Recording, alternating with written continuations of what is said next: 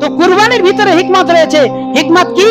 যে আল্লাহকে খুশি করার জন্য আপনি একটা পশুকে জবাই করছেন, তো আপনাকে সেই পশুটি জবাই করার আগে আল্লাহকে খুশি করার জন্য আপনার অন্তরে যে পশুটি আছে ওটাকে জবাই করতে হবে।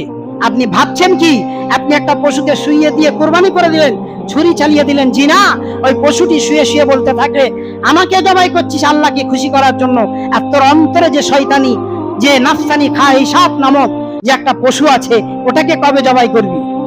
পশুটি মনে মনে ভাবতে থাকে। তো আপনাকে ওই পশু জবাই করার আগে নিজের নাফসানি খায়সাতকে জবাই করতে হবে। যে আজ থেকে জিনা ব্যভিচার করব না, আজ থেকে রুমের ভিতরে দোল লাগিয়ে ন্যাংটো ছবি দেখবো না, আজ থেকে হোয়াটসঅ্যাপে চ্যাটিং করব না, ফেসবুকে চ্যাটিং করব না, আজ থেকে নামাজ ছাড়বো না, আর ভাইয়ের জমি মেরে খাবো না, বোনের হক মেরে খাবো না, লোকের মালের উপরে লোভ রাখবো না, হারাম খাবো না, এই ধরনের